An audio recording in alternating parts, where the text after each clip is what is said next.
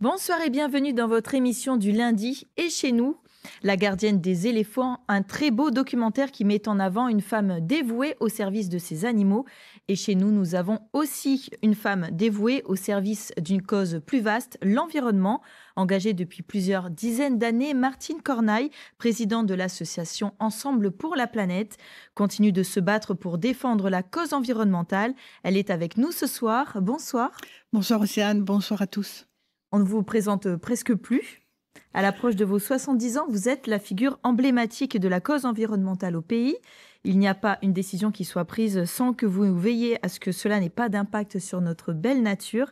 Alors, par quoi vous avez commencé et qu'est-ce qui vous a donné envie de défendre cette cause ? Alors d'abord, il faut vous dire que j'ai fait des études de sciences de la vie et de la terre.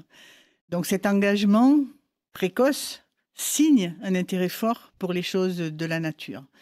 Ensuite, mon engagement est devenu une évidence lorsque j'ai assisté à la mort de jeunes atteints de cancer parce qu'ils avaient été exposés à des toxiques. À ce moment-là, je me suis dit, moi j'ai une responsabilité particulière parce que je sais et donc je dois dire. Et c'est pour ça que depuis lors, je m'engage corps et âme dans ces combats. Donc je suis venue à la protection de l'environnement par le biais des dossiers de santé environnementale. D'accord, bah oui, c'est vrai que c'est devenu vraiment votre combat. Absolument.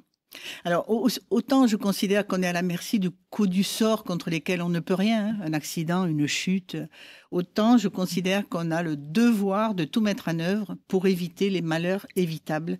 Et donc, c'est pour ça qu'on essaye de sensibiliser, de travailler en amont des catastrophes pour pas qu'elles se produisent. Alors justement, jusqu'à aujourd'hui, vous avez mené de nombreuses actions judiciaires.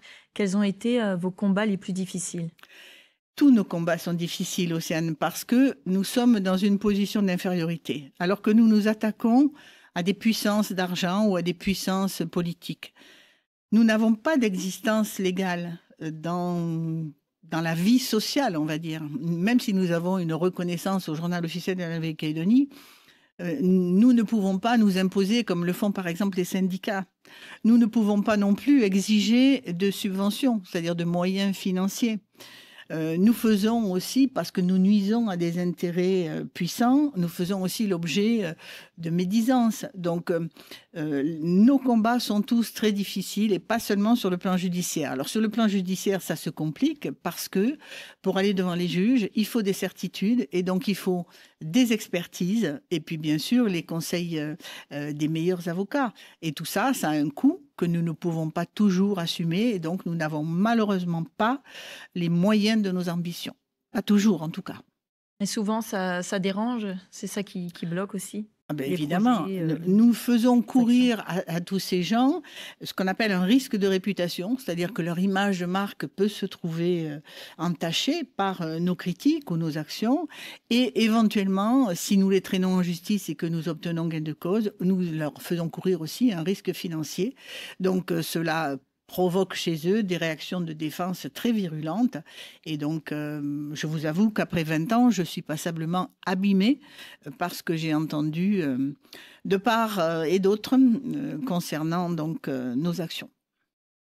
Alors, en Nouvelle-Calédonie, la mine reste une activité importante. Et malheureusement, cela a un impact aussi sur l'environnement. Comment réussir à concilier les deux aujourd'hui ? Est-ce que c'est possible ?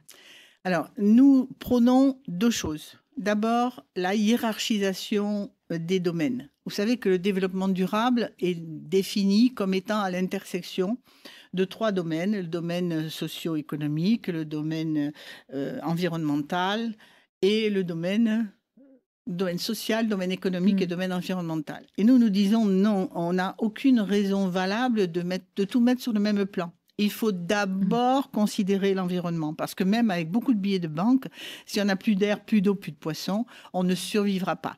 Donc il faut donner la priorité à l'environnement, c'est-à-dire réviser notre définition du développement durable. En deuxième lieu, il faut séparer les compétences. Aujourd'hui, la compétence développement économique et la compétence environnementale sont dévolues aux provinces. C'est incompatible.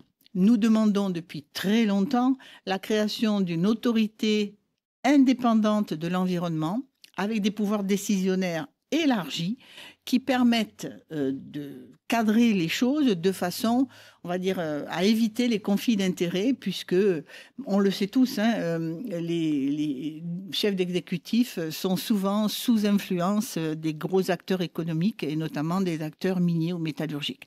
Donc, séparer les compétences et donner, au travers de cette structure indépendante, de vrais moyens de protéger l'environnement. Donc c'est possible, mais il faut que les choses changent. Voilà, il faut réviser au niveau institutionnel la répartition des compétences et puis créer cette autorité de l'environnement complètement indépendante et dotée de vrais pouvoirs décisionnaires, hein, pas seulement de pouvoirs consultatifs. Hein, voilà. Alors en quoi c'est important pour vous de montrer que ça vaut le coup de se battre et qu'il est quand même important aujourd'hui de prendre la parole? Alors, en premier lieu, je voudrais dire que maintenant, c'est une obligation morale, eu égard à l'état du monde. Hein. Et ensuite, au point de vue plus égoïste, défendre ses convictions, c'est être en accord avec soi-même et donc c'est se respecter. Donc, j'encourage tout un chacun à se lever, à vivre debout et pas à genoux.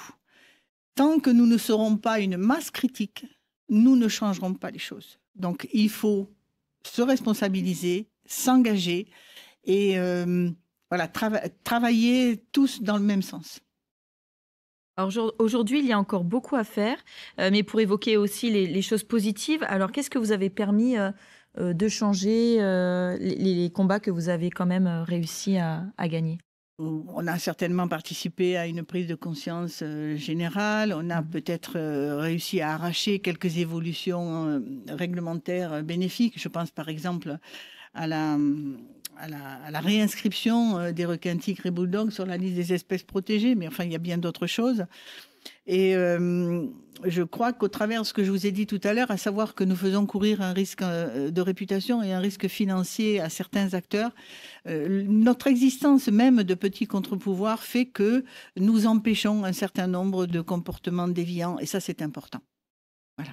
Donc vous êtes quand même, c'est ce qui vous rend le plus fier aujourd'hui dans cette cause que vous défendez, c'est de dire même à votre niveau, je fais au moins ça et ça permet quand même de changer voilà, la donne pour ouais. Même si nous avons de petits bras, nous faisons quelque chose. Nous ne sommes pas derrière un écran d'ordinateur à mettre un pouce ou à énoncer des critiques sous anonymat. Je veux dire que ce dont je suis aussi très fière, c'est le fait que j'ai autour de moi des gens fidèles, des administrateurs qui me suivent et m'encouragent depuis des décennies. J'ai des donateurs, nous avons des donateurs fidèles, des adhérents fidèles.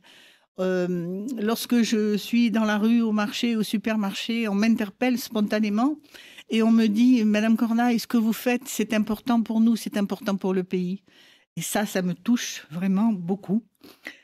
Et enfin, une dernière chose, on m'assure, excusez-moi, il n'y a pas de problème, il n'y a pas de souci, que même mes adversaires me respectent. Voilà. Eh bien, tant mieux, on est contents nous aussi de vous avoir en tout cas. Merci Océane.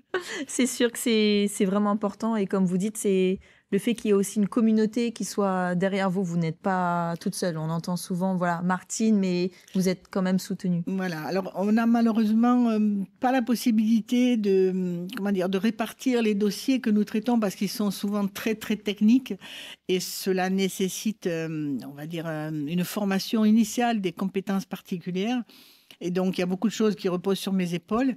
Mais voilà, lorsque j'ai un coup de blues, je réunis mes administrateurs et ils se chargent de me rebooster et c'est reparti pour un tour. Et d'ailleurs, vous avez accompagné de nombreux collectifs dans leur droit à l'information, justement.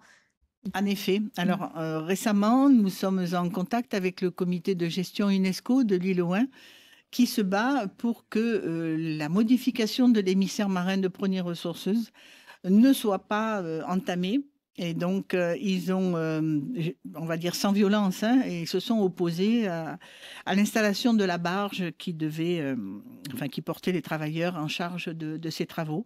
Bien sûr, nous sommes aux côtés aussi de la ZCO qui réclame, par exemple, que les zones tampons UNESCO bénéficient de mesures de protection particulières supérieures à une zone non tampon et qui se voit, parce qu'elle est remuante, elle aussi, privée de moyens de la part de la province sud. Oui, en fait, il faut que je le précise, EPLP, c'est une association qui réunit des citoyens comme vous et moi, mais qui réunit aussi des associations, des personnes morales, alors associations, GDPL, collectifs divers et variés. On a accompagné aussi il y a quelques années un collectif de Païta qui voulait lutter contre les inondations récurrentes du site. Enfin, voilà, lorsqu'on fait appel à nous, dans la mesure du possible, on répond présent et on apporte notre soutien. Alors, ça peut être un soutien moral ou un soutien technique, voire même parfois un soutien financier. Mais en tout cas, merci pour tout ça. On arrive déjà à la fin de cette émission. Ça passe très vite. Je pense qu'on peut encore compter sur vous pour de nombreuses années. On dit qu'il n'y a pas deux Martine Cornaille. Est-ce que la relève est assurée ? Malheureusement, non. C'est très, très compliqué. Alors, je n'en veux à personne, hein, parce que il faut avoir la disponibilité, il faut avoir les compétences, il faut avoir le temps et la confiance du groupe. Ce sont beaucoup de critères qui sont difficiles à réunir. Je veux dire aussi que si on m'avait demandé de faire ce que je fais alors que j'avais 30 ans, une famille avec des enfants à élever et un engagement professionnel fort, je n'aurais pas pu le faire. Donc voilà, je n'en veux à personne, mais je lance un appel. Ceux qui ont de la disponibilité, ceux qui ont envie de s'engager, eh bien, on les attend. Voilà. Bah, le message est passé, je pense. Merci Océane. Merci Martine. Et puis, quant à nous, on se dit à la semaine prochaine pour une nouvelle émission. Bonne soirée sur Calédonia.